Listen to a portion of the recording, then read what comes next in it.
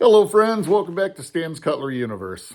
And today, it's Saturday morning. I decided to come out in my garage. I was going to do a little painting. I got some old steel chairs, metal chairs, I guess you'd call them, that I wanted to make all the same color to be in just as garage chairs, because I'm really hoping to get some friends that are local that'll want to come and hang out and maybe do garage projects or shoot, just sit in the garage and drink some sodas, or, if they enjoy alcoholic beverages, they can breathe BYOB, and we can just sit here and chat and have a good time and fellowship and just, yeah, so I got 3 or 4 of them. I can't remember that I want to repaint. They're just old chairs that we found at different places for free. They're still in good shape as far as stability, but one of them was used for like somebody was painting stuff on them, so it's got like multiple colors, spray painting and stuff. So I got to rough them up a little bit and then just hit them with. I was going to just use some like light gray, just make them to where if they're out in the sun or something, they're not black to where you sit down and you burn your butt, But yeah, as I was out here, I decided, it's a little too chilly to be doing painting. It's only 50 degrees out up here in northern Michigan right now. I was just watching Mario, MIPD, and 103 there yesterday, I guess. Holy cow, man. Up here, we're like cold already. But I decided I thought I'd start doing a Saturday garage chat. And I don't know. The garage is one of the places that I feel the most at home. I was a professional mechanic for 21 years at AT&T, 25 years professional. I've always worked in like a garage environment after I got out of the Marine Corps, dealerships and stuff like that. Even before I became a full-fledged automotive tech mechanic, I was an oil change guy. I was the guy that did oil changes and stuff while I was still working on getting my certifications, zipping up my sweatshirt because it's actually cold. So I always feel at home in the garage. It's one of the places with my father. He always worked on their cars, and years ago worked on the church vans for, the buses there, this like 12 passenger buses, or not buses, but vans. They called them the buses. He did that until when he had taken to the state police to get him certified, the one state trooper told him, you're putting yourself at a lot of risk because if they have an accident and somebody wants to claim, it could go after him, because he was not a quote unquote certified mechanic by the state, even though the vans always passed 100%. I think that state trooper was just trying to be honest and courteous to him, like my dad, and seeing my dad was trying to do a good thing and didn't want him to get in trouble for doing a good thing. Now, neither here nor there. It's just, I've always felt at home in a garage. It's one of my favorite places, even when I visit friends, if we're out in the garage doing something or whatever, just hanging out. But I thought I'd do Saturday morning garage chats, or Saturday garage chats. I'm not sure what I'm going to call them yet. And this is going to be all based, I had a dream last night, a very, very vivid dream. I used to work at a dealership called Williams Chevrolet. It's still up here. The owner, William Chichester, very good man. A lot of people don't necessarily like him, but for some reason, him and I just hit it off. I've worked there 3 different times in 3 different capacities. Once as this a new car cleaner and used car cleaner, when I was still, when I first got out of the Marine Corps, then as a service porter, and then as a mechanic. Him and I have just always gotten along well, chatted, and even when I run into him now, I haven't worked there in like 24 years, and he's still like Stan, remembers me by my name, remembers, And in this dream, I was talking to him about, it's going to sound stupid, but about what I should do about the house I inherited. My wife and I currently own 2 properties, and it's great owning 2 houses and 2 properties. Where we live, we have 6 acres with our house. Where I inherited, it's 16 acres with a house, a barn, and an outbuilding. And in my dream, we were talking, and I was like, I don't know what to do. I'm scared of having renters. I'm scared of this because, all the stuff that goes on and you can have problems with. And what he said to me was, in anything where you get growth, there's pain. And I woke up. That's when I woke up. And I was thinking about that, as you're sitting there doing your morning routine, brushing your fangs, getting ready, shit, as we used to call it in the Marine Corps, shit, shower, and shave. I try my best not to swear on here, but yeah, and I was thinking about that. And anything in life where there's growth, there's pain. If you lift weights to either be stronger or be a bodybuilder, there's pain. Because if you want that growth, you have to work your muscle to the point of failure at that moment, and then it grows. And with that growth, there's pain. There's pain while you're doing the exercise, and there's pain afterwards. I was thinking about that. I have the greatest opportunity right now if I'd get off my butt and get at least one of the houses. Well, whether we move over there and we rent this house out or whatever, but I have one of the greatest opportunities in my life to have a good source of basically, income, I can't remember what they call it, but where you don't have to really do anything too much. You just take care of something and you get income, I was just thinking the words and now I'm totally at a loss for them. But I'm scared. I'm scared because, there might be pain. And I think I've been praying to God to give me the answer about what I'm supposed to do. And I think this is how God gave me the answer. It was through a dream. It was through me talking in a dream, talking to a man that I respect, that has done well for himself and his family. And I think I know what I got to do now. I'm going to talk to my wife when she gets home, tell her my dream. She might be like, okay, Stan, you're a goofball, but okay. And it's time. It's time for me to get off my butt. Yes, I'm limited in what I can do. Like today, I'm pretty good. I can raise my left arm with only mild pain. There's some days I can't raise it, without massive pain, or just can't raise it at all. And my neck and stuff. But maybe that's growth. Maybe there's a reason God set that all up. That, yeah, I deal with pain and stuff, but it's given me the opportunity to enjoy YouTube more, because if I was working, a 40 plus hour a week job, I wouldn't be able to do this as I am at 53.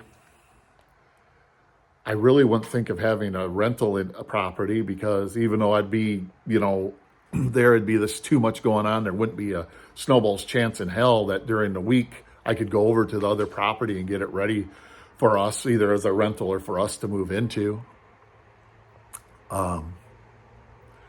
Yeah.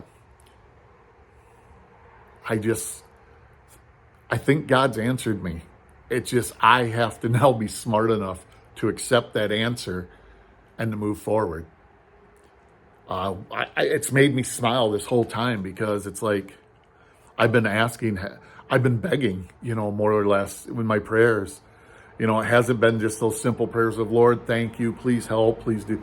It has literally gotten to the point where I'm like, I am so confused. I don't know what to do, Lord. Please help me. Please show me what to do. I am so scared, and I think this is the way he's answered me. Even though I think he's tried to answer me different ways, that still calm, quiet voice. I struggle to find calmness in my life. I just have stuff going on from, multiple things. And I struggle with finding that calmness and that peace to where I can still hear that still small voice. When they say still small voice for my life, I always thought it meant, that his voice was small, but it's not. What it means is when you find that stillness in your life, that you can hear his voice, because you have to have that calmness, that peace, that understanding to be able to hear his voice. And I struggle to find that. My mind's always racing, always, I'm always looking at the negative. I'm always looking at the what if, the oh my goodness, what if this happens? What if that happens? Well, you know what? Life's going to happen no matter what. Life is going to happen. The only way life doesn't happen is for you, is when you pass away.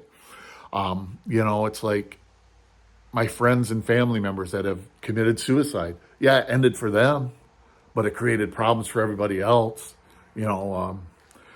tears, wondering, could I have done something more for them? You know, and you never know the answer because you always think, well, I could have, but maybe it wouldn't have happened that day. It just happened a different day, you know. But still, you know, you always wonder that. But yeah, that still small voice, and with growth, there's pain. And that just hit me. You know, with growth, there is pain. I was like, wow, that's so true. You know, when I was in the Marine Corps in boot camp, you know, when I first went to boot camp, you had to be able to run 1.5 miles. And you had to do it in like 20 minutes, you know, so it's pretty liberal range. You had to be able to do 3 pull-ups, and you had to be able to do, I think it was like 30 sit-ups in 2 minutes. I struggled with the pull-ups and my running. I was not a runner, had never been a runner. By the time I graduated boot camp, 14 weeks later, because we got in 2 weeks before Christmas, so we spent like a week in I can't remember what they call it now. The first part where you go and you just get in and they're doing everything. You're not really with your platoon you're going to graduate with yet. Receiving barracks. And by the time I graduated, I was able to do 6 pull-ups, which still isn't super great. But when you consider you had a guy that struggled to do 3, I was now able to do 6. And I could run my 3 miles in 21 minutes, and I did 80 sit-ups in 2 minutes, no problem. I've always had strong abdomen. But you know what? There was a lot of pain in that 14 weeks. There was many nights, even at 18 years old, where I went to sleep and I hurt so bad. But I grew. I grew from that. I grew not only physically, but I grew mentally from the constant, you know, they break you down. They yell at you. They call you names. They berate you. But they do that to build you up, to build you back up to what the Marine Corps wants you to be. But like I said, there's a lot of pain with that. So for my growth, I had to go through the pain. It's like, honestly, when we first bought our house here, when we bought this house 22 years ago, 23 years ago, I can't remember. Our monthly payment, we were scared to death. It was like, oh my gosh, we're going to pay this much. It's like, how are we going to do this? And but we did it. And now our monthly payment, I mean, yeah, our mortgage is getting closer to being paid off, but our payment's still the same. We're like, why were we ever struggling with that? Our payment's like nothing, you know? It's just, again, it was pain, but we grew, you know, we have an asset. Well, technically, I don't know, a house you live in, I don't necessarily count as an asset. I'm more of the Robert Kiyosaki on that. It's only an asset if it makes you money, you know. But still, it's something that, in one way, I guess it is an asset because it has grown in value. It's more than doubled in our value. So, you know, it's not making us money at this moment. It's just kind of going, you know. Residual income, that's what I was trying to remember. Residual income or passive income. So words I was trying to look for having a rental. So yeah, a lot has gone on. A lot of thought process has happened. I'm so grateful. I 100% believe I have the answer now. We are to keep both properties, but we got to rent one out so that we make some passive income on it. It's going to be a lot of work. It's going to create a lot of pain. It's going to create pain physically from doing the work because I struggle, like I said, with my neck and the disabilities I have. I don't really have the money to be able to pay somebody to do the work, so I got to do it. So there's going to be pain. There's also going to be pain in our pocketbook because our money, you know, I don't want to say it's super tight because, you know, I buy knives and stuff. My wife does too, but not knives, but buys what she wants. But we're going to have to cut back on certain things to get one house ready for us to move into. Then once we get into that one, get this house ready to rent. The reason why I want to do that is the other house has 4-car garage. It's 2 cars upstairs, 2 cars downstairs, barn, you know, and everything. And it's just more property and better location for me to do the things I'd like to do. And my wife has already agreed. We got a lot of work to do over there too before we move in. Got to clean it out, you know. My parents, you guys would never believe this, were kind of pack rats. You know, you'd never believe seeing all the crap I have that my parents were kind of pack rats. But, you know, again, that was a generation. My dad was born in 1916. My mom was born in 1934. My dad lived through the whole Depression. My mom was born basically in the Depression. Times were tight, so you saved everything and you made everything work. And that's the mentality I grew up with. Then I got where I was on my own and I thought, man, I'm going to buy new because I can just do better. And yeah, I created a lot of debt, which hurt me financially many times. I struggled. And I learned from that. Hey, there's another example. With pain, there's growth. I learned from the pain of me screwing up that I grew to where now it's like, I don't want a ton of payments. I do my best to, at the very most, have one car payment. I have a very small car payment. I drive older vehicles. Our newest vehicle is the Traverse my wife's driving right now. That's a 2018. It's 7 years old right now. She has a little Kia Soul that's a 2013.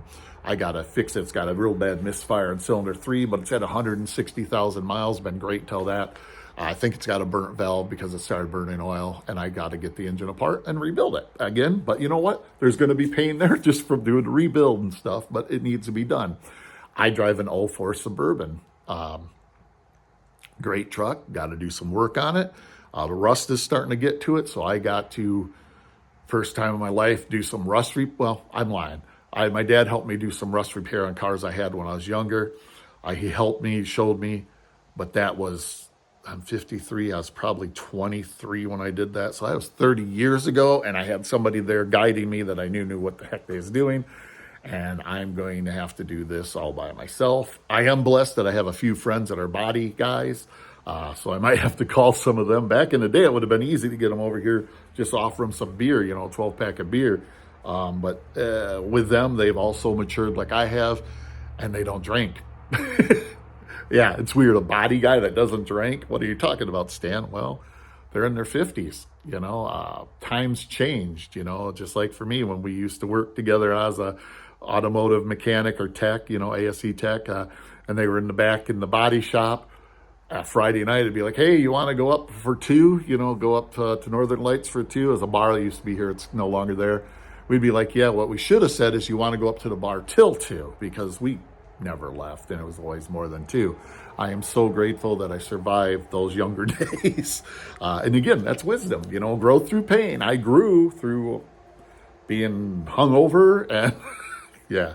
And honestly, I was always blessed. I never really got much of a hangover, but I'm not talking about alcohol here. It's just about growth, pain and growth. Man, that dream just hit me hard. And I know it was from God because like I said, I have been begging for the answer. I was probably just too stupid to understand the answer until that dream. And he used a person in my dream that I highly respect that has, and I mean, he's gone through pain in the dealership. Believe it or not, owning a car dealership, everything doesn't always go hunky-dory, So, yeah, he's grown through pain too. Hang on, I got to get a drink. Thirsty. Got my Mountain Dew Zero. Brought it out the paint, but it's just too cold to paint right now, so I'm not gonna.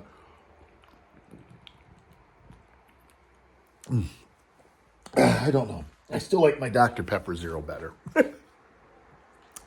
But yeah, I just wanted to share this with y'all. Like I said, I think I'm going to start making this not every Saturday, but quite frequently, at least once a month on Saturday. Just Saturday garage chats, and what they're about. And I know I ramble off on other things too, and I apologize about that. But it's just, yeah. If you pray and you do what you need to do and you listen, God answers your prayers. Might not always be the answer you want, because I ain't going to lie, I'm still scared. My bunghole's puckered up real right now,